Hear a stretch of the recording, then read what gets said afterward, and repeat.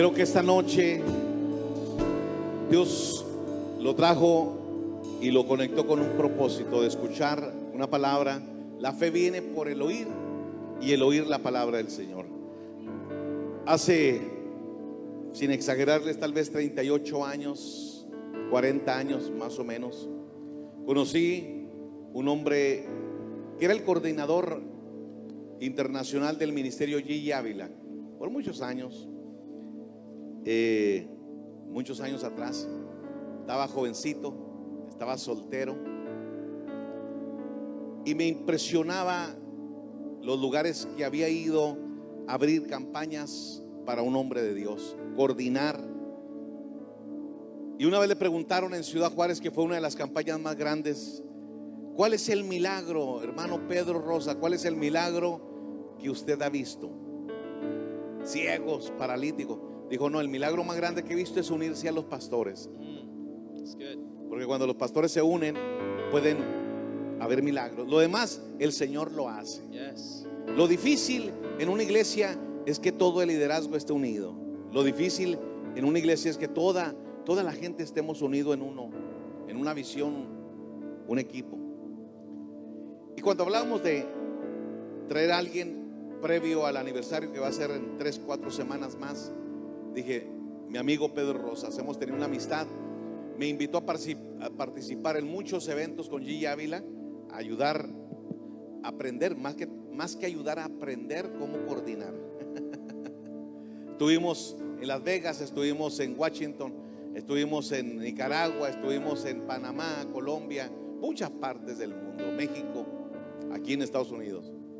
Y para mí es un placer no solamente presentarles un hombre que ya dije su pasado, pero que hace 13 años eligió irse al segundo país más pobre del hemisferio latinoamericano, a Nicaragua. Primero es Haití, el más pobre del hemisferio de Norteamérica y de Suramérica y de Centroamérica, y el segundo es Nicaragua.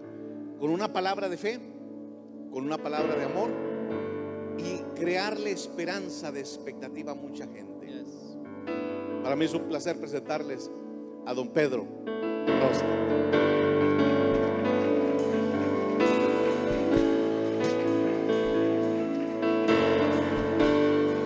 Teníamos muchos años que no venías, pero nos vimos hace 2 semanas, 3 semanas en Juárez. Bienvenido, ministranos la palabra.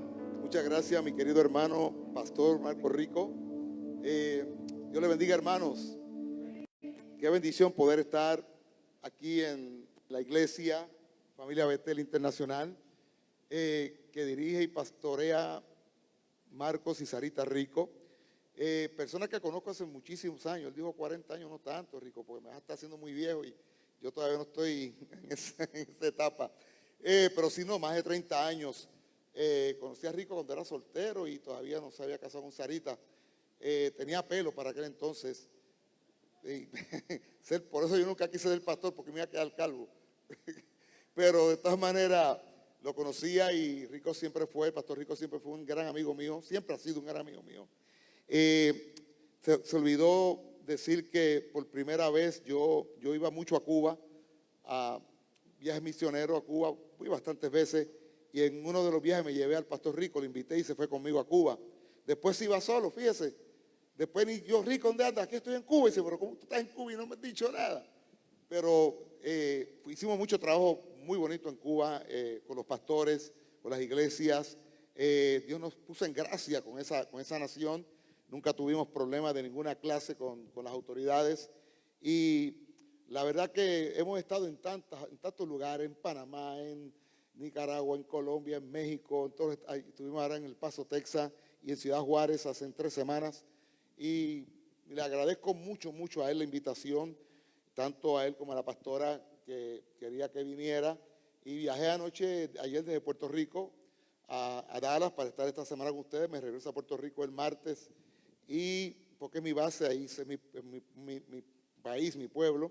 Y de ahí pues me voy a Panamá el siguiente jueves, y de ahí de Panamá me voy a Nicaragua, donde tengo una base y estoy establecido ya hace 13 años que estamos en todo el país, con unos proyectos de vida muy impresionantes, y que hemos estado bendiciendo a la segunda nación más pobre del mundo, del hemisferio occidental, porque Cuba es el primero, Nicaragua es el segundo, según las estadísticas del Fondo Monetario, según las Naciones Unidas, es el segundo país más pobre del hemisferio, con muchos problemas. Tiene problemas de todo tipo, problemas sociopolíticos, problemas socioeconómicos, pero fíjese que Dios siempre pone gracia, siempre Dios cuando te manda algo, pone gracia sobre tu vida. Y yo siempre dije, cuando yo entré al camino del Señor, yo me convertí, siempre aspiré, quise hacer muchas cosas para Dios, o sea, no quise caerme de miembro en una iglesia.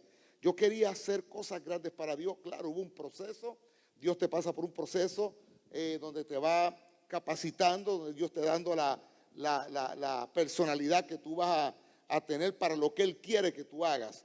Ahora, claro, tenemos que tener el anhelo de hacerlo, porque si no lo tenemos, pues Dios dice, no, este no tiene deseo de nada. Pero yo sí quería.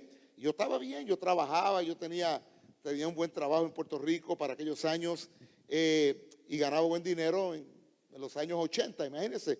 Sin embargo, yo decía, yo no quiero esto, yo quiero hacer algo grande, yo quiero servirle a Dios en todas las áreas posibles, pero no simplemente de miembro o no, ni pastor, porque nunca aspiré a ser pastor. Nunca tuve ese llamado en mi corazón. Dios me tenía para algo mucho más grande, que era guerrear, pelear, batallas de fe en el campo.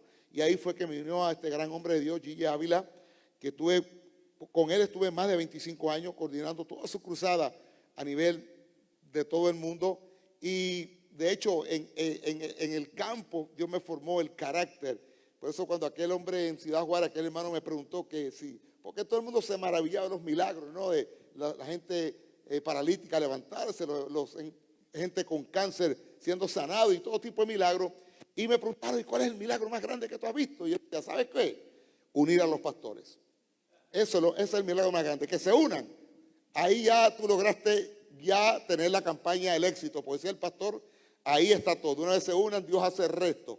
Pero unir los pastores, ese era un trabajo pero completamente complicadísimo, porque realmente cada persona es un mundo, cada persona tiene un pensamiento, cada pastor tiene su forma, su estilo, su manera de dirigir su organización, su iglesia.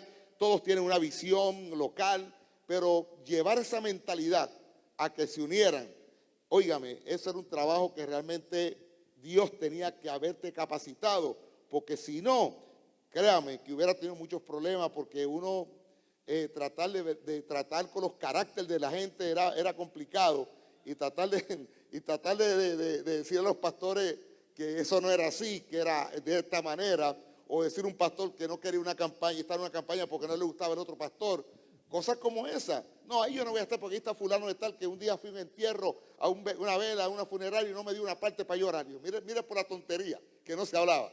Entonces, todo eso me tocó lidiar, ¿no? O aquel se me llevó miembros de la iglesia.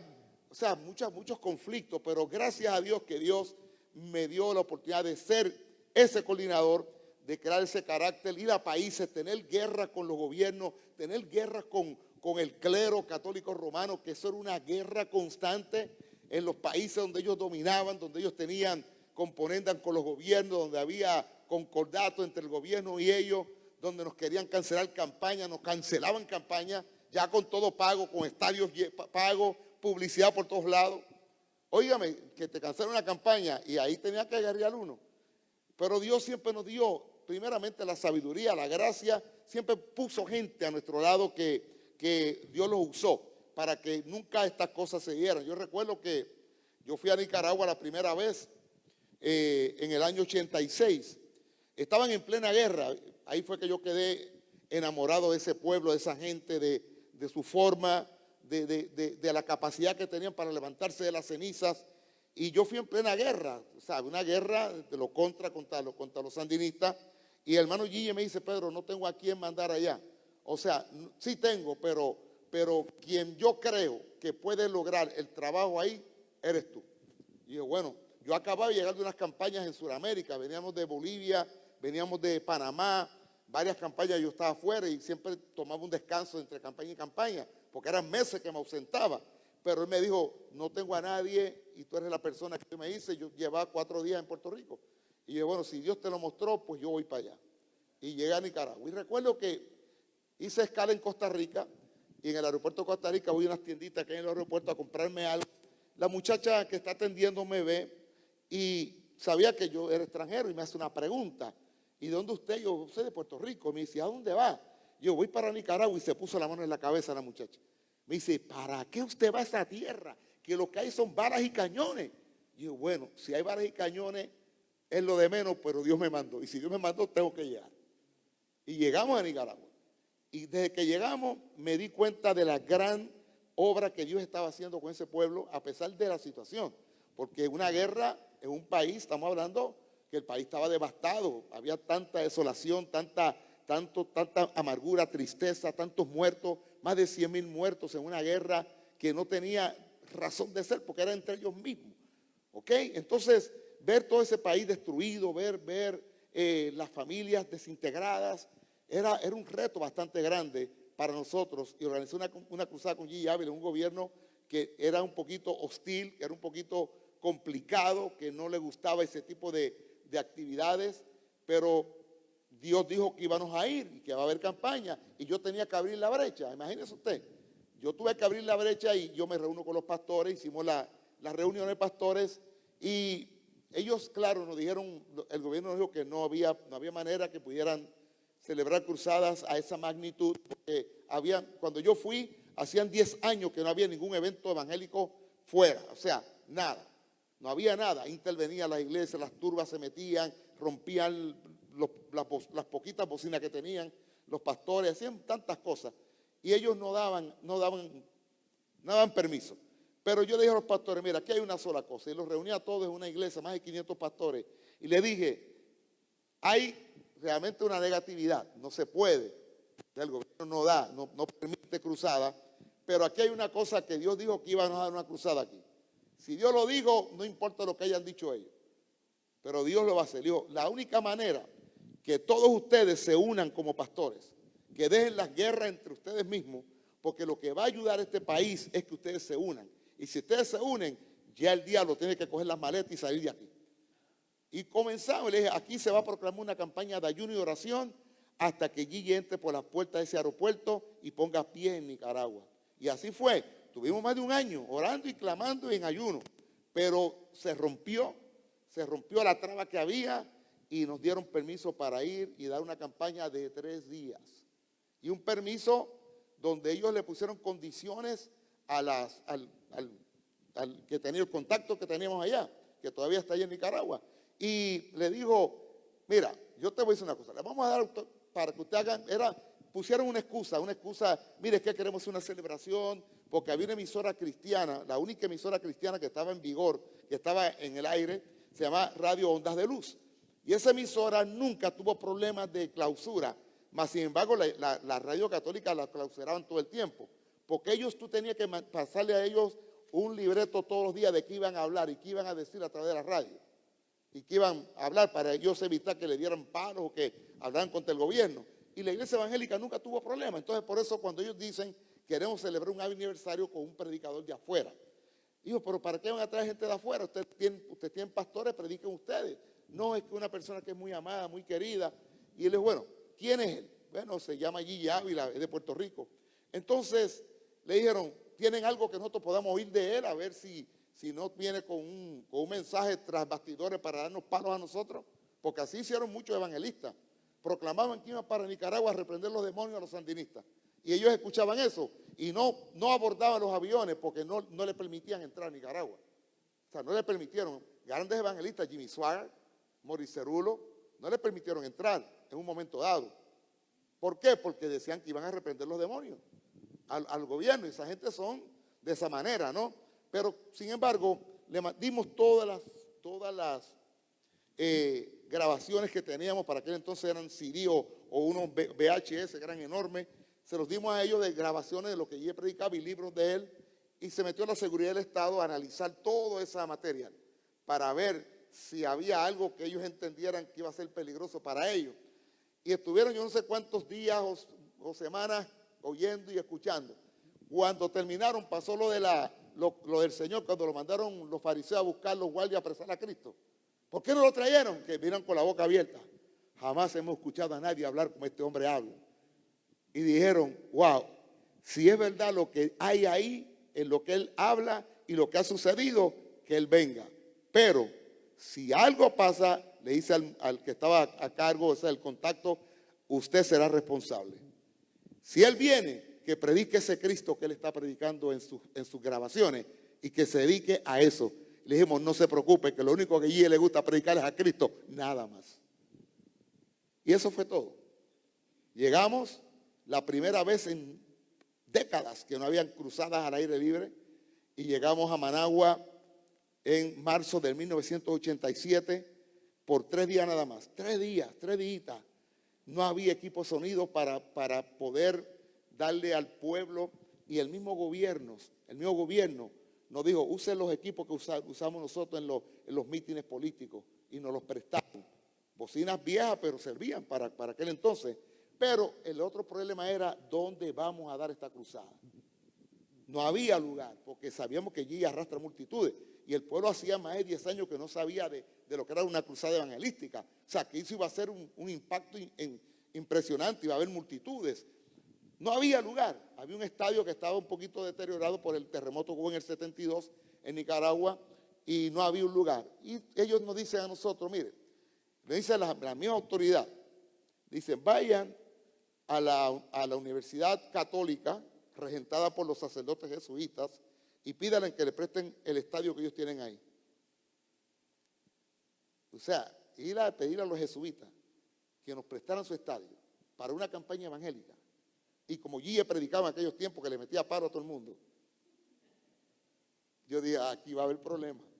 Pero nos fuimos. ¿Y sabe lo que nos dijeron ellos? Que no, que de ninguna manera esa campaña se iba a celebrar ahí. Nos cerraron las puertas, regresamos donde las autoridades. Mire, perdone, pero nos dijeron que no. Dijeron que no.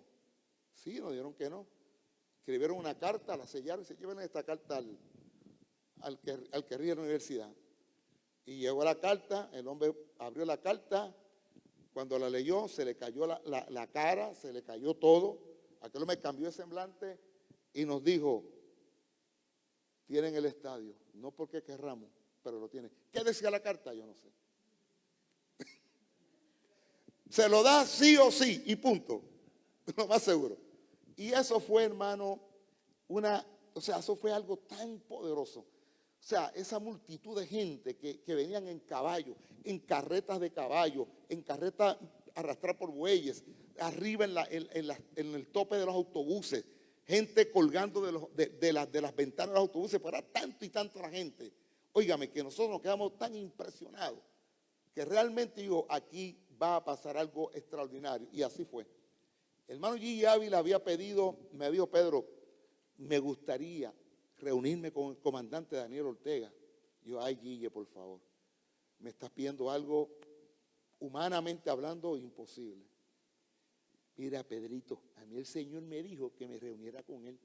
Bueno, mira a ver lo que tú haces.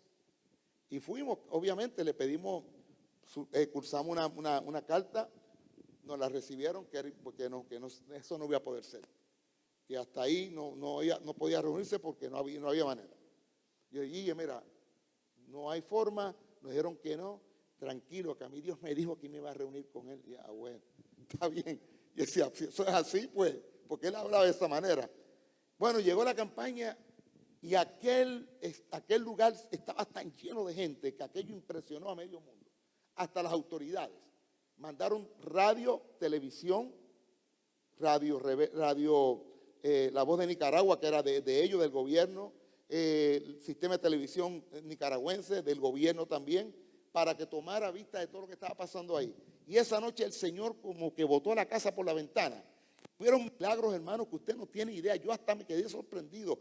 Cantidad de gente, sillas de ruedas volando por los aires, paralíticos botando las muletas, gente vomitando el cáncer por la boca. Aquello fue una locura lo que pasó. Y cuando ellos vieron eso, al otro día, el hermano Gille tenía una reunión por los pastores por la mañana, pues era 3 días, viernes, sábado y domingo. Pero el sábado hicimos una convocatoria para allí ya dar una conferencia a todos los pastores, eran como 1000 pastores reunidos en esa ocasión. Y recuerdo que a mitad de conferencia vienen los de la seguridad del Estado, que el comandante Ortega estaba esperando a Guille en su despacho. Que lo estaba esperando. Dijo, pero él está ahora ministrando. Bueno, él está ahora esperando. Yo fui y le dije, Guille, mira, perdóname, ahí están la gente del gobierno, de la autoridad del Estado, y están pidiendo que el comandante Ortega te esté esperando para reunirse contigo. ¿Y qué pasó, hermano? Mire, le estoy contando esto para que vea lo que es Dios, que a veces nosotros juzgamos y hablamos cosas que no sabemos, pero Dios tiene otro propósito y otro plan. A Dios no lo para nadie cuando Dios quiere hacer algo. Te lo digo sinceramente. Y le dijimos a los pastores, Guille le dijo, pastores, tenemos esta situación. Aquí están los señores de la seguridad del Estado y el comandante Ortega me está esperando por una entrevista. ¿Qué hago? Estaba a mitad de conferencia. Váyase, hermano, nosotros acá nos arreglamos. Vaya y reúnase con él. Y el hermano Guille salió a reunirse con Ortega. Llegamos a la entrada donde no estaba esperando, no era en el despacho presidencial, fue en otro lugar que nos citó. Y llegamos allí y el edecán, la persona que custodiaba al presidente, nos dice a nosotros, tienen 15 minutos. Eso es todo, 15 minutos. Cuando yo entre, usted va a entrar. Cuando yo vuelva a entrar es que los 15 minutos llegaron, ustedes se paran, se despiden y se van. Y eso no está bien, con 15 minutos me basta. Guille entra, fue desde ese momento, le digo algo, fue como un impacto, un amor a primera vista entre esas dos personas que yo nunca lo he entendido. Nunca entendí eso, pero Dios es así. Es que Dios es así, ¿verdad que sí? ¿Han oído esa canción? Dios es así. Llevaban ya los 15 minutos, entró el edecán, Guille se para y el presidente se paró, él es un hombre bastante alto, y le da un golpe en la mesa y dice, él se va cuando terminemos, aún no hemos terminado. Le dice al edecán, así que se fue. A las 2 horas Guille le dijo, mire presidente, perdóneme, me tengo que ir porque tengo un compromiso. Él se despide. Y de ese entonces, él le dice al presidente Ortega, mañana domingo es el último día, y vamos a hacer una oración por la paz de Centroamérica, porque había guerra en El Salvador, guerra en Guatemala, Nicaragua, eso estaba convulsionado, Centroamérica estaba convulsionada completamente. Y recuerdo que mañana vamos a hacer una oración por la paz de Nicaragua y de Centroamérica, y me gustaría que usted estuviera presente mañana. Y él le dice, voy a estar allí mañana. Y el hombre llegaron primero de seguridad, limpiaron el área, nos dijeron quiénes que pueden estar acá arriba, quiénes no, yo les enseñaré quiénes estaban autorizados. Y llegó el presidente, hermano. Llegó ese hombre a ese lugar y aquel pueblo se quería caer porque nunca antes en la historia de lo que había pasado, uno de ellos había estado afín con la iglesia evangélica. Y el hombre llegó y el hermano Guille le dio una parte para que él saludara al pueblo. Después que él saluda al pueblo, cualquiera hubiera pensado, no, este hombre va a meter su consigna, va a meter cualquier cosa, que es anti-yanqui y todo ese tipo de cosas que son las jergas de ellos. Pero el hombre, como que Dios le cerró la boca, porque él estaba tan impactado que lo único que dijo, le agradecía a Dios por la visita de Guille Ávila a Nicaragua, y que de ahora en adelante le dijo, usted puede venir a Nicaragua cuantas veces usted quiera, cuando usted quiera, y predicar donde usted quiera en todo mi país. Y Guille le agarró la pala y dice, era marzo del 15, vuelvo en noviembre, usted venga cuando usted quiera. Y cuando fuimos en noviembre, pues claro, pasó algo bien interesante, porque mire cómo Dios obra. Se hizo la oración por la paz de Nicaragua, estamos en una cadena de radio por todo Centroamérica, Norteamérica, el Caribe, o sea, era una cadena de radio enorme de la transmisión, porque eso era un evento único. Y se hizo esa oración, como usted no tiene idea, está en YouTube, usted la puede buscar, está en YouTube. Usted la busca para que vea lo que le estoy hablando, que es una realidad. Y Guille oró como él oraba, con ese énfasis y el lenguaje, y clamaba por la paz de Nicaragua. Y estaba el presidente ahí parado, o sea, él no sabe ni qué hablar ni qué decir. Se terminó todo, volvimos en noviembre del 87, varios meses después. Pero cuando él llega, el presidente vuelve a ser invitado por Guille y él va a la campaña. Y lo puede buscar en YouTube cuando él testifica. Dijo, cuando el hermano Guille Ávila vino en marzo y se hizo una acción por la paz de Centroamérica, sucedió un verdadero milagro, porque en agosto de ese año se reunieron todos los presidentes de Centroamérica con todos los guerrilleros y firmaron el acuerdo de paz para Centroamérica, lo que nunca antes nadie había podido lograr. Y el presidente Ortega lo testificó en esa campaña del 87. Dice que desde que él hizo esa oración sucedió ese milagro. De ahí en fuera, nunca más Guille tuvo problema en entrar y salir de Nicaragua. Cuando él quería, entraba, llamaba, me reúno con Ortega, él lo recibía en cualquier lugar. Y si Guille no podía ir donde él estaba, él iba donde estaba Guille. Así fue esto. Por eso yo oro mucho a Dios. ¿Sabe por qué oro mucho a Dios? Porque este hombre, sí, no crea que es un santito, pero yo le oro mucho a Dios. ¿Sabe por qué? Porque Él le abrió las puertas al Evangelio a Nicaragua. Y eso cambió la historia del país completamente. Cambió la historia porque si usted hubiera visto el Nicaragua que yo vi, destruido en el 87, al Nicaragua de hoy, de los 2000, es otra Nicaragua completamente. Ayer, yo le digo a la gente de Nicaragua, yo no sé dónde sacan que esté el segundo país más pobre del hemisferio, porque ahí usted ve carros por todos lados, ahí usted ve a la gente trabajando por todos lados, usted ve centros comerciales, hay Walmart Supercenter, hay 2 Walmart Supercenter, imagínese usted, en Nicaragua, en Managua, hay todas las tiendas que tú te puedes imaginar, Zara, Salvatore Ferragamo, todo ese tipo de tiendas carísimas están allí, en el segundo país más pobre del hemisferio. Y yo digo, gracias Señor. O sea, yo le digo, Señor, ten misericordia a este hombre, toca su corazón, cambia, tú sabes que él es muy sensible a tu voz. Algo tú debes pasar, por lo menos sálvalo, si que él no se vaya de esta tierra sin que él tenga un arrepentimiento contigo. Y le digo algo, Dios lo va a hacer. Y ahí estamos. Ahora, claro, ese no era el mensaje que yo voy a predicar, no voy a tomar mucho tiempo en el mensaje, pero sí le quiero decir algo muy importante, hermano. Dios quiere gente que esté dispuesta a trabajar para Dios. Créame, y ese es el mejor, si vamos a llamar de esta forma, el mejor empleador que paga bien y trata bien a lo suyo. Porque cuando yo me fui a trabajar para Dios completamente, recuerdo que una persona se me para en mi congregación en Puerto Rico. Cuando iba a salir, que dejé todo, trabajo, ganaba buen dinero, me dijo, usted está loco, me dijo ella. Una hermana de una iglesia. Se va a morir de hambre usted y los suyos también.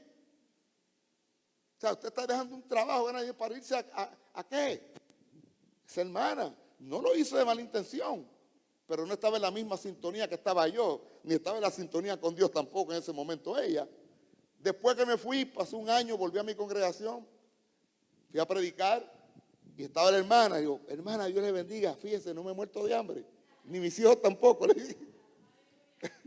O sea, todos mis hijos, los cuatro hijos que tengo, los 4 hijos, todos estudiaron en universidad, todos tienen títulos universitarios, todos tienen buenos trabajos, óigame bien, y yo era simplemente un empleado de Dios, un trabajador del reino. O sea, Dios me paga bien, porque mis hijos todos fueron cubiertos, todos se graduaron con sus profesiones, estudiaron en la universidad, todos con profesiones. ¿Por qué? Porque ese es el Dios que yo le sirvo.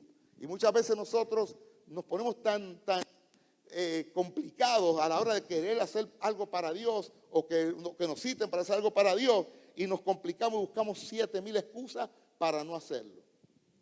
Pero yo siempre aprendí que las excusas solamente satisfacen al que la da. Si usted tiene excusas, lo va a satisfacer usted, pero no a Dios. Créame, sinceramente. Entonces, Dios está llamando. Ahora, yo no sé si usted quiere ser discípulo o multitud. No sé cuál de los dos usted quiere ser. Discípulo o multitud, ¿verdad? Yo quiero que leamos esta palabra porque a mí siempre me gustó servirle a Dios como le he servido. Y créame que, vuelvo y repito, el Señor paga y paga bien. Cuando tú haces las cosas bien para Dios, en cualquier parte donde yo me paro, siempre la gente me ve, me saluda, me quiere, me abraza. Dejé semillas por toda Latinoamérica y realmente eso es lo bonito de todo esto. Cuando uno mira a esos pastores, conocí pastores cuando no eran pastores, hoy con megas iglesias grandes, él sabe. Edwin Álvarez en Panamá tiene una mega iglesia, la iglesia más grande que un pastor íntimo amigo del pastor Rico. El pastor Edwin Álvarez, yo lo conocí cuando tenía un ranchito. Ahí yo iba a predicar en su ranchito en Panamá. Hoy tiene una mega iglesia, la iglesia más grande tiene radio, televisión, tiene universidad, tiene de todo, hasta supermercado tiene la iglesia. Imagínese usted. Pues dice, bueno, para que se lo compran el impío, se lo compran a la iglesia. ¿Sí o no? Entonces, eso es lo bonito de todo esto. Uno deja huella, deja semillas sembradas. Y la verdad, que no fue fácil, dejar la familia, dejar los hijos para tú irte a hacer lo de Dios. Navidad metido yo por allá por Argentina, pero allá en el norte, por allá frontera con el Paraguay, en campaña, en despedida de año, Navidad, mis hijos allá, pero nunca Dios nos abandonó. Siempre Dios proveyó, Dios dio, siempre, nunca yo puedo decir que pasamos hambre. Nunca, nunca, nunca, nunca me faltó. Ahora, vaya conmigo al Evangelio según San Juan, capítulo 6. Y yo quiero que ustedes han leído todo esto, ustedes saben de todo esto, la alimentación de los 5,000. Pero lo que quiero que usted oiga bien sobre este tema tan importante, dice la palabra del Señor en el nombre del Padre, del Hijo, del Espíritu Santo. Amén. Después de esto, Jesús fue al otro lado del mar de Galilea, el de Tiberias, y le seguía una gran multitud, porque veían las señales que él hacía en los enfermos. Entonces subió Jesús a un monte y se sentó allí con sus discípulos, y estaba cerca de la Pascua, la fiesta de los judíos. Cuando alzó Jesús los ojos y vio que había venido a él gran multitud, dijo a Felipe: ¿de dónde compraremos pan para que coman estos? Pero esto decía para probarle, porque él sabía lo que había de hacer.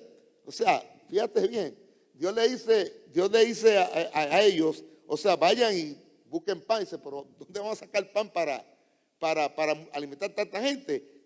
Él lo decía para probarlos a ellos, porque Jesús sabía lo que él tenía que hacer. Entonces, para probarle, porque él sabía lo que había de hacer, Felipe le respondió: 200 denarios de pan no bastarían para que cada uno de ellos tomase un poco. Uno de sus discípulos, Andrés, hermano de Simón Pedro, le dijo: aquí está un muchacho que tiene 5 panes de cebada y 2 pececillos más. ¿Qué es esto para tanta gente? O sea, 5 panecillos y 2 pececillos, eso no va a alimentar 5,000 personas. Entonces Jesús le dijo: hacer recostar a la gente. Y había mucha hierba en aquel lugar y se recostaron como el número de 5,000 varones. Fíjate, 5,000 varones, no está contando en las mujeres ni los niños. 5,000 varones. Dice, y tomó Jesús aquellos panes y habiendo dado gracias los repartió entre los discípulos, y los discípulos entre los que estaban recostados, asimismo de los peces, cuanto querían. Y cuando se hubieran saciado, dijo a sus discípulos: recoged los pedazos que sobraron para que no se pierda nada. Recogieron pues y llenaron 12 cestas de pedazos que a los 5 panes de cebada sobraron a los que habían comido. Aquellos hombres entonces, viendo la señal que Jesús había dicho, dijeron: este verdaderamente es el profeta que había de venir. Pero entendiendo Jesús que iban a venir para apoderarse de él y hacerle rey, volvió a retirarse al monte solo. Vamos a orar. Padre, gracias. Gracias por tu palabra, Padre. Y te pido, Dios mío, que en el poco tiempo que vayamos a disertar, a hablar de tu palabra, tú traigas el mensaje claro, poderoso, que llega al corazón de cada uno de mis hermanos. Dios mío, impacta los corazones. Si hay alguno que esté oprimido, libértalo. Si hay alguno que está enfermo, sánalo, Padre eterno. En el nombre de Jesús te doy gracias. Lo que están viendo a través de la transmisión, también allá, Padre, hasta allá puede llegar tu palabra y tu poder, y sanar y libertar personas. En el nombre de Jesús. Amén. Gloria al Señor. Fíjense bien, hermanos, aquí hay algo muy interesante. El Señor estaba reunido con sus discípulos porque Él llamó a 12 discípulos para enseñarles, capacitarlos, porque Jesús tenía solamente 3 años y medio para poder dejar implantada la base que iba a ser la iglesia del Señor. Y estaba todo cimentado en aquellos 12. El Señor los llamó y le dijo: venid en pos de mí y os haré pescadores de hombres.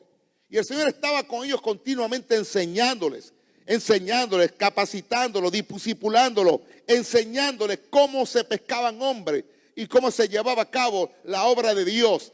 Pero dice que como Él hacía tantas señales, tantos milagros, la multitud lo seguía. Obviamente la gente se impacta cuando ve esto.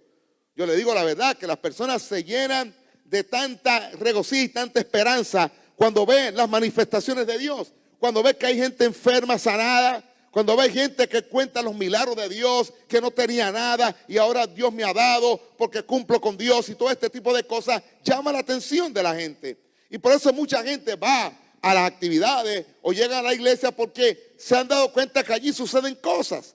Y con Jesús pasaba lo mismo. y se llenó todo aquello de una multitud de gente. Multitud de gente. ¿Pero a qué iba la multitud? Porque Jesús hacía milagros. Ahora venía un milagro que no habían visto nunca. La alimentación. ¿Cómo alimentaremos a tantas personas? Los discípulos claramente en su humanidad no podían entender cómo Jesús lo iba a hacer, pero Jesús sí sabía lo que iba a hacer. Pero le estaba enseñando, recuerda que lo estaba discipulando. No solamente discipulando, le estaba modelando cómo se hacía eso en el campo, para que ellos, cuando Cristo se fuera, el trabajo iba a quedar sobre ellos. Toda esa labor que Cristo hacía, ellos tenían que hacerla, y aún cosa más grande. Entonces, el Señor los probó. Señor, pero tanta gente, tanta multitud, ¿cómo le vamos a dar de comer? ¿De qué manera? Ni 200 denarios, no sé cuánto sería eso en dólares actualmente, pero o sea, sería suficiente para alimentar tanta gente. Pero el Señor entonces dice, mira, aquí hay un chiquillo que tiene 5 panecillos y tiene 2 pececillos, dice, tráemelo para acá. ¿Y qué Señor? Lo partió y le dice a ellos, comiencen a repartir. Mire qué sencillo, comiencen a repartir. Y dio para alimentar toda esa multitud hasta que sobraron 12 canastas, recogieron 12 canastas. Pero lo que quiero que ustedes entiendan, que simplemente Jesús lo que estaba era dando la palabra, pero quienes hacían la labor eran los discípulos. Los discípulos eran los que hacían la labor. Porque quienes buscaron los panes y los peces, ¿quiénes fueron? Los discípulos. ¿A quién le tocó repartir los panes y los peces? A los discípulos. ¿A quién le tocó recoger lo que sobró? A los discípulos. Y mucha gente pensaría, wow, qué bonito es eso. Ahora, después de todo esto, porque esto es un trabajo bastante amplio, vamos a descansar un poco. Y dice, no. Ahora vamos a tomar las barcas y vamos a navegar a través del lago al otro lado, porque hay que seguir impartiendo la palabra de Dios. Sea bendito el Señor. No había tiempo para descansar. Entonces, los discípulos no descansaban, sino se regaban las mangas y vamos a trabajar, vamos a seguir adelante. Porque eso es lo que un discípulo hace, hermano. Eso es lo que Dios anda buscando. No anda buscando personas que se sienten a mirar, a ver qué pasa. Porque tenemos en la iglesia mucha gente que se sienta a ver qué pasa. El pastor viene y trae una visión de lo que va a hacer, e invita a la gente y anden, vamos a ver si él va a lograr esto. Aquí me quedo a ver si lo logra. Sí, porque hay gente que le gusta sentarse a ver qué pasa. El Señor no anda buscando a gente que se siente a ver qué pasa. El Señor anda buscando gente que hagan que las cosas sucedan. ¿Eres discípulo o eres multitud? Ahora fíjate bien lo interesante de esto. Se fueron al otro lado. Se montaron en las barcas y se fueron al otro lado a seguir ministrando. Y la multitud, cuando vieron que se habían ido y no encontraron a Jesús, lo comenzaron a buscar como locos. ¿Dónde está? Se fue. No aparece aquí. Vieron las barcas llegar y vio que Jesús no llegaba en la barca. Y dice que se montaron otra barca y se fueron a Capernaum a ver si lo encontraban. Y de repente lo encontraron al Señor. Ay, Señor, te andamos buscando. ¿Dónde estabas metido? ¿Sabe lo que le dijo el Señor? Me buscan no por lo que yo predico, sino porque les doy de comer. Ahí está, hermano, ahí mismo, capítulo 6, en el versículo 16, dice, al anochecer descendieron sus discípulos al mar y entrando en una barca iban cruzando el mar hacia Capernaum. Estaba ya oscuro, Jesús no había venido a ellos y se levantaba el mar con un gran viento que soplaba. Cuando habían remado como 25 o 30 estadios, vieron a Jesús que andaba sobre el mar y se acercaba a la barca y tuvieron miedo. Mas él le dijo, yo soy, no temáis. Ellos entonces con gusto le recibieron en la barca, la cual llegó enseguida a la tierra donde iban.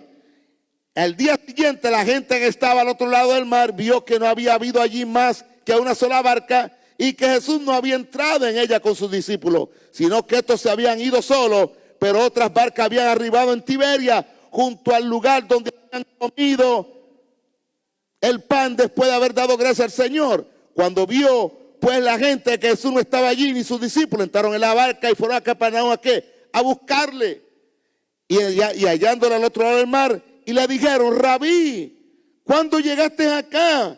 Respondió Jesús y le dijo, de cierto me buscáis, no habéis visto señales, sino porque comisteis el pan y os saciasteis. La multitud anda buscando que le den cosas. La multitud anda buscando favores. La multitud sabe que la iglesia es una iglesia bondadosa, dadivosa. Y mucha gente llega a la iglesia: pastor, mire, me cortaron la luz, a ver si usted me puede ayudar. Sí, pastor, tengo que pagar esto y no tengo. ¿Se está acercado pastor Rico a gente pidiéndole ese tipo de ayuda? Y si usted le dice que no, ¿qué pasa? Se van. Se van de la iglesia porque anda buscando que le den. Son parte de una multitud. Pero Dios no está buscando multitud, anda buscando ¿qué? Discípulos. Anda buscando discípulos, gente que está dispuesta a arrollarse las mangas y a decir qué es lo que hay que hacer. Vamos para adelante, vamos a hacerlo, pastor. Claro que lo vamos a hacer. En el nombre del Señor se va a lograr. Pero hay gente, yo le digo, hay mucha gente también en la iglesia que son como Vicente, ¿verdad? ¿Conocen a Vicente? Vicente es aquel que va donde va toda la gente. Son monkey see, monkey do, ¿verdad?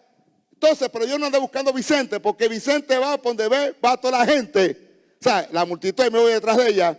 No, el Señor está buscando gente, ella no. Si Vicente se va por allá, yo me voy por acá. Y entonces abro brecha acá. Soy contrario, por eso es que hay muchos de los carros de muchos cristianos tienen el pececito nadando al revés. ¿Usted lo ha visto? El símbolo del pececito, porque somos peces nadando contra la corriente. Hacemos cosas muy diferentes a lo que hace el mundo. Hacemos cosas que para la gente es rara, poco común, pero nosotros vamos a hacerlas porque ahí es donde está Dios y está buscando ese tipo de gente que sea capaz de hacer cosas diferentes. Cosas diferentes, hermano. Que no estemos copiándonos de nadie. No somos copiones. Tenemos la capacidad del Espíritu Santo para hacer cosas grandes y poderosas. Yo la aprendí, hermano, en el campo. Yo la aprendí haciéndolo. Cuando a mí me mandaron a coordinar campaña, nunca en mi vida había coordinado una campaña. Nunca. No había libro. Hermano Gille me dijo, él tenía un panfleto que le había hecho a mano. Con las instrucciones, estas son las instrucciones para que tú coordines mis campañas. Si tú sigues al pie de la letra lo que sigue aquí, lo que dice aquí, vas a poder tener éxito en esto. Un papel que no está ni mimeografiado, ni era un libro, ni era escrito a mano por él. Él llevaba una a su oficina, que era el sótano de su casa, el papá del sótano de su casa, a su oficina. Y decía, Pedrito, mira, Dios me dijo que me ibas a coordinar la campaña en Perú. Y yo nunca había ido a Perú, o en Bolivia. Me dice, aquí están las instrucciones. Lo escribía a mano y me las daba. Lo otro, tenía que yo poner actos de fe para que Dios me ayudara, porque Él no estaba conmigo cuando yo estaba con los pastores rebuleando. Cuando yo estaba allí enredado con los pastores, tratando que aquel que no, que aquel que sí, yo ubicarlo, o se me sientan aquí todos. Sí, porque si no hacía eso, me comían vivo. ¿Quieren campaña? ¿Sí o no? Sí. ¿Quieren que sea de esta manera? Claro. Pues entonces siénteseme ahí como niños regañados y escuchen. Sí, porque por eso digo que es el milagro más grande. ¿Cuántos conocen al cantante Marino? Marino, el cantante. Marino es muy coloquial, ¿no? Y Marino, él decía, chico, él habla así, chico, él es venezolano. Decía, chico, decía, yo prefiero pasar un contrabando de gallos de pelea por la aduana a las 5 de la mañana que juntar pastores, dice. Es más fácil, dice, más fácil. Usted sabe lo que está diciendo él, no, más fácil pasar un contrabando de gallos a las 5 de la mañana por la aduana. ¿Qué pasa a las 5 de la mañana? Los gallos van a cantar y los van a agarrar. Pues él dice que era más fácil pasar un contrabando de gallos que juntar pastores. Sí, chico, yo no sé cómo tú lo haces, decía. Pero pues Dios me dio la capacidad para trabajar con esto. Pero yo no tenía otra cosa que lo que él me escribía en la hoja. Lo demás no estaba escrito ahí. Cuando me encontraban con oposición, pero yo dije, aquí van a pasar cosas grandes, porque si Dios me unió para esto, yo voy a hacer lo que tengo que hacer. Y buscaba gente capacitado, gente que yo veía que están dispuestos a hacerlo. Andaba buscando discípulos, no multitud. Y esos discípulos siempre aparecieron en cada lugar que yo llegaba. Siempre habían personas. Muy pocas, claro que sí.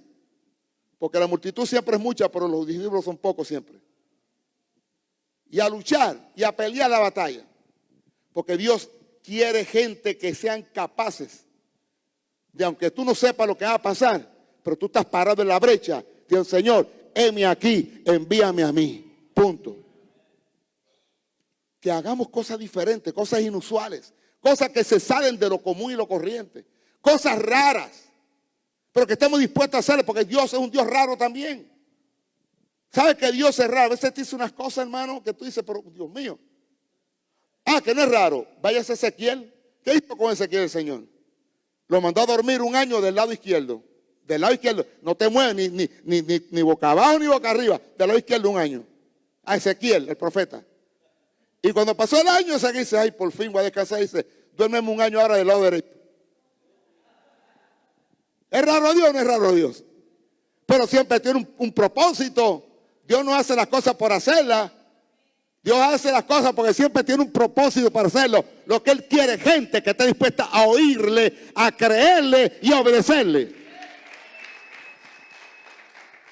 Si usted tiene buen oído espiritual, usted va a oír a Dios. Y cuando Dios te hable, no le esté cuestionando por qué, simplemente obedece.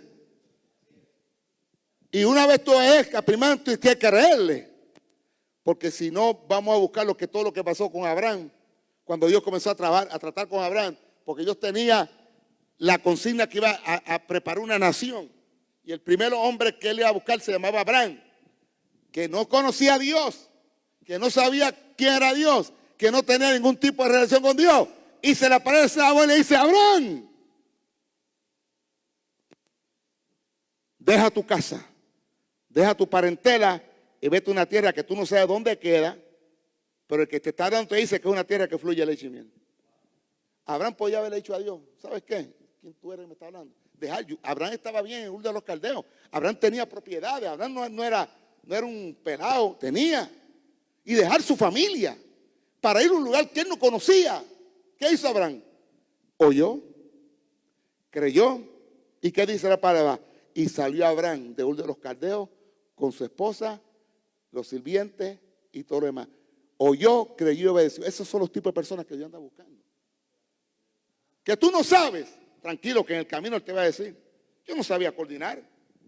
Yo recuerdo que allí me dijo, mira Pedro, me dice, la unción que está en mí está sobre mi ministerio. Por lo tanto, tú eres parte de mi ministerio. Esa unción también está sobre ti. Así me dijo. ¿Qué me está diciendo con eso? Vete tranquilo, haz lo que tengas que hacer, ministra, ora por enfermos si te encuentras en el camino, que esa unción que está en mí también está en ti. Pero me dijo, pero para que esa unción se haga real en tu vida, dos cositas nada más: ora y ayuna. Ora y ayuna, eso era todo. ¿Y a quién le gustó orar y ayunar? A casi nadie. Por lo menos orar quizá, pero ayunar. Y no tampoco orar, porque a la gente lo que le gusta son pediches. Señor, dame esto, Señor, dame lo otro, Señor, mira esto. O sea, esto es un diálogo entre usted y Dios. Usted tiene que darle tiempo a Dios, que Dios le hable a usted. Pero hay gente que está como metralletas. Y el Señor decía, adiós, quiero hablar conmigo y no me ha dejado hablar. No me da un chance que yo le hable. ¿Sí o no? Y ayunar, pues imagínense, ¿quién le gusta pasar hambre? Nadie, hermano. Pero son sacrificios que hay que hacerlo. Porque no es que la unción de Dios dependa de que tú hagas eso. Porque Dios es Dios y seguirá siendo Dios. Pero lo que está buscando es obediencia. Está buscando discípulos. No anda buscando multitud, anda buscando discípulos que estén dispuestos a hacer lo que tengan que hacer para que las cosas pasen. Mire, hay una historia en la Biblia que a mí me llama mucho la atención. Porque una historia que quizás muchos de ustedes, pues que algunos la hayan escuchado, otros no. Pero había en la Biblia un descendiente de Jacob que se llamaba Judá. Y Judá tenía 3 hijos. Uno se llamaba otro se llamaba Onán y el otro, el menor, se llamaba Sela. ¿Qué pasa? El mayor, para que tenga una idea y que pueda entender esto, Dios venía buscando ese linaje del cual iba a venir Cristo. Todo lo que tú ves, esa genealogía, era Dios buscando el linaje donde iba a venir Cristo. Era importante que cada uno de los protagonistas en el mover de Dios para esa gestión fueran los que realmente Dios había elegido. y Judá venía de esa línea, y tuvo los 3 hijos. Pero él dice que se casó, pero era tan perverso y tan malo que Dios lo cortó de la tierra. Así era Dios. Entonces, Tamar, que era la esposa de él, pues no había quedado embarazada, no había linaje. Y le dice Judá a su hijo Onán, Onán, tienes que tomarla a ella como esposa, llégate a ella y levántale descendencia a tu hermano. Pero Onán dijo, que yo levante descendencia a mi hermano, que se va a quedar con toda la bendición en él. Y claro, se allegaba a la mujer, pero dice la Biblia que él vertía en tierra, no hacía lo que tenía, no sembraba la semilla en la mujer. ¿Y qué hizo Dios? Lo mató. ¿Por qué? No era que era malo, es que estaba obstruyendo el propósito de Dios de levantar esa descendencia. Pero quedaba el menor, Sela, pero era muy chiquito, era un niñito. Y le dice Judá a su nuera, mira Tamar, vete en tu viudez, guarda tu viudez, vete a la casa de tus padres. Cuando él crezca, llegue a una edad adulta que pueda yo, te lo voy a entregar para que él, era importante todo eso, que él se allegue a ti y levante descendencia. Y se fue la mujer a guardar luto, viuda, en la casa de sus padres, ahí, para vestir santo, como decimos nosotros. Pasó el tiempo y no cumplía Judá su promesa. Y el niño creció, se volvió adulto, y ya la mujer como que ya se le estaba pasando esos añitos. Y de repente llegó Judá, el suegro, al lugar donde ella vivía, a unos trasquiladores de ovejas. A trasquilar ovejas, tenía ovejas y todo. Y con un amigo de él, un tsunamita que era amigo de él. Y cuando le dijeron a ella, mira Tamar, ahí llegó tu suegro. Y ella dice, ahora es el tiempo, yo vi reclamar eso. Pero ella ideó otro plan. Se quitó los trajes de viuda, ¿ok? Se vistió muy hermosa, muy elegante, se arrebozó, dice la Biblia. Se encaracoló el pelo, se puso ya, pasó blower y todo ese tipo de cosas. Se puso un velo, obviamente no le iba a reconocer nadie. Primero no estaba vestida de viuda, estaba muy hermosa y tenía un velo y llegó donde el suegro así, ¿no? Y el suegro la vio y como la esposa del suegro se había muerto, el suegro pasaba tiempo ni nada. Y cuando la vio, pensó que era una prostituta. Y le dice, óyeme, ¿qué tal si tenemos algo? Pensó que era una prostituta. Él le dice, ¿y qué me vas a pagar? Le dice, mira, cuando nazca el cabrito, el primer cabrito que nazca de la manada, te lo voy a entregar. Para que entonces parece que era un buen deal. Él le dice, no, pero antes de eso, garantízame que tú me vas a pagar, dame algo de tu propiedad y cuando tú me pagues yo te lo devuelvo. Dijo, ¿qué quieres? Dame tu sello, dame tu anillo y dame tu bácula. Dijo, ok, te lo entrego. Y se llegó a ella, tuvieron lo que tuvieron y se fueron. La mujer se regresó a su casa, se quitó también los trajes y se volvió a vestir de viuda. ¿Qué pasa? Quedó embarazada de su suegro. ¿Y qué pasa? Comenzó la panza a crecerle y los bochincheros que siempre hay en el barrio. Mira, allá está Tamar, tu nuera, parece que ha fornicado con medio pueblo y está embarazada. ¿Y qué dijo Judá? Sáquenla afuera y apedréenla, mátenla. Sí, porque era una afrenta. Y cuando la arrastraron para ir a apedrearla, la mujer llevaba lo que él le había dado. Le dijo, del varón, de cuyo son estas cosas, de él es que estoy embarazada. Y cuando abrió la mano y él los vio, se dio cuenta que era lo de él. Y ya, como que, híjole, la regué. Suéltela. Esa mujer es justa. Esa mujer es justa. Yo fui que le fallé a ella. Déjenla ir tranquila. Dice la Biblia que él nunca más se llegó a ella. Nunca más. Nunca, me imagino la vergüenza de él, ¿no? Nunca más se llegó a ella. Ella, pues el parto seguía y llegó el día del parto. Y ahí que está la historia que quiero que ustedes graben. Y ese día del parto, la partera estaba. Recuerden que estamos buscando la línea genealógica de Cristo. Ok, y de esa línea venía. Y la mujer estaba embarazada de gemelos, tenía 2 en la barriga. 2. Y la partera estaba atenta a ver cuál salía primero, porque el que salía primero tenía que amarrarle un cordón para identificar que fue el primero que salió. Y ese se llevaba, ¿qué? La primogenitura. ¿Ok? Y le amarró un dedo de la mano. Pero el chamaquito parece que se durmió en la zona de 5 segundos y metió la mano para atrás de nuevo. O sea, metió la mano otra vez en el vientre de la madre, no salió. Y el que estaba detrás le brinca por encima y sale, que cuando la partera mira eso, gritó: muchacho, ¿qué brecha te has abierto? Y le puso por nombre Fares, que significa rompedor de brechas. Eso es lo que andaba buscando Dios. Gente con ese ADN faresiano.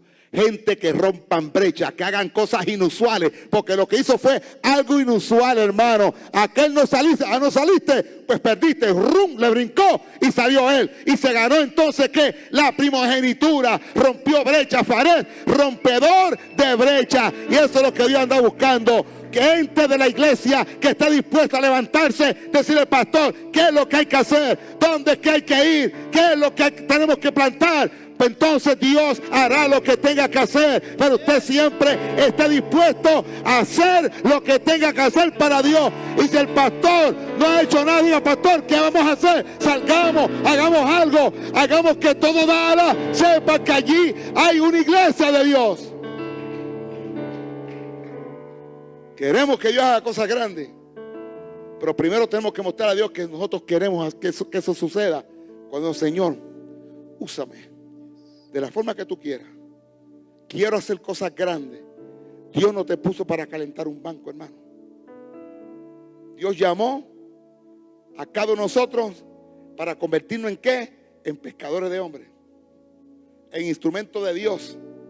Obvio tiene que haber pastores. Obvio que tiene que haber evangelistas. Obvio tiene que haber maestros, profetas. Pero ¿sabe una cosa? Eso no es todo lo de Dios. Cualquiera de ustedes, hermanos, tiene la misma unción que hubo en Cristo. Fuimos todos ungidos. Porque cuando tú lees Marcos 16:15, que es la gran comisión: ir por todo el mundo y predicar este evangelio a toda criatura. El que creyere y fuere bautizado será salvo, mas el que no creyere será condenado. Y estas señales seguirán a los que creen. O ahí dice: y estas señales seguirán a los pastores, y estas señales seguirán a los evangelistas, y estas señales seguirán a los maestros, a los profetas. No, a todo el que cree en mi nombre echarán fuera demonios, sobre los enfermos pondrán las manos y ellos sanarán. Si tomaran cosas mortíferas, no les hará daño. Para todo el mundo. Que puso algunos profetas, maestros, evangelistas, pastores. Sí, porque esto tiene que ser dirigido de alguna manera. Pero no es que usted no va a hacer nada y están ellos que lo hagan ellos. No, no, hermano. Yo le digo algo y le advierto y le sugiero de todo corazón: siempre esté dispuesto a hacer para Dios lo que Dios quiera. No importa quién tú seas, cómo te llames, lo que tú tengas, si qué edad tú tengas, si eres jovencito, mediano o si estás por ahí por los 60, 70. Sea siempre esté dispuesto a hacer algo grande para Dios, hermano. No se quede sentado, no sea multitud, sea discípulo.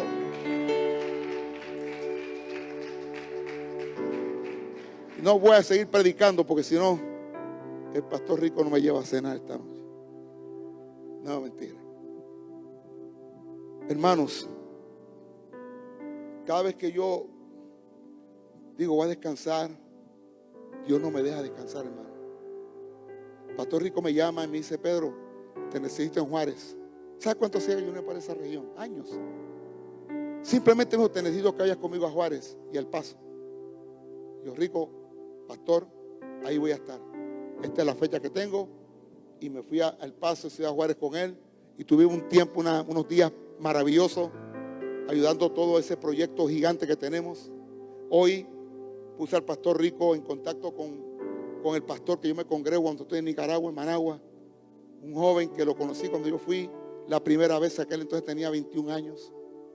Un jovencito que en un país tan devastado, predicaba por los campos, iba donde estaban las guerrillas a repartir tratados.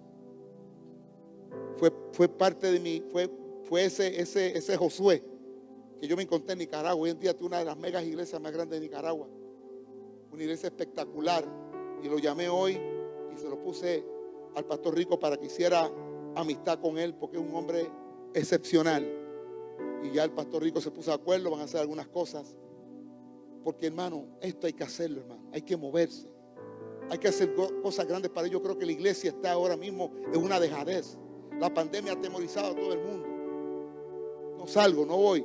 Mire, hermano, no voy a la iglesia porque hay mucha gente. Se monta un avión y está atestado de gente que no hay espacio.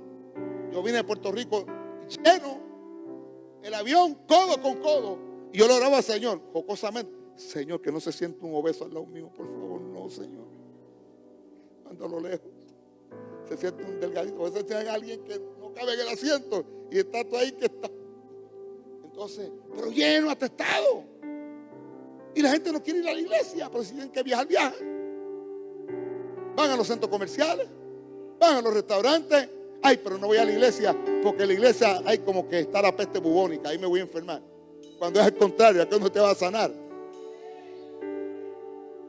Y yo he visto, hermanos, cómo hemos tenido mermas en las iglesias, en todos lados, la misma historia. Por eso es que la Biblia dice que los que se irán serán pocos. Cuando digo pocos, no estoy hablando que 2 o 3, o sea, dentro de la multitud de gente que hay, porque yo digo que en el mundo entero está la iglesia de Dios, pero dentro de la iglesia de Dios está la iglesia de Cristo. No, el pueblo de Dios, del pueblo de Dios, pero dentro del pueblo de Dios está la iglesia de Cristo, la que se va a levantar. Porque la iglesia no es el templo, no es estas 4 paredes. La iglesia eres tú. Esto se convierte en templo cuando usted llega. Cuando nos congregamos todos juntos en armonía. Dice que ahí está Cristo. Donde eres 2 o 3 en mi nombre, ahí estoy. No tengamos miedo, vamos a salir, hermano, vamos a buscar. Vamos a ser parte de lo que la iglesia está haciendo, los programas para traer almas a la iglesia, hermano. No está difícil, créanme que no está difícil. La gente está buscando alternativas. Pero no nos quedemos, hermano, no nos seamos multitud. Cuando el pastor hará aquella fiesta que hacen en San Giving, que regalan pavos para yo ir? Sí, así hay mucha gente, no. Dígale al diablo: yo no soy multitud, yo soy discípulo. Póngase de pie, hermano, vamos a orar a Dios. ¿Ah? Vénganse todos al frente si van a orar. No tengan miedo, que yo estoy protegido por la sangre de Cristo. Y aunque usted diga lo que es, yo me vacuné también. Pero creo más en Dios y en la protección divina. Lo hice porque viajo mucho y me piden en cada país que entro. La cosa es, llama que Dios me dijo: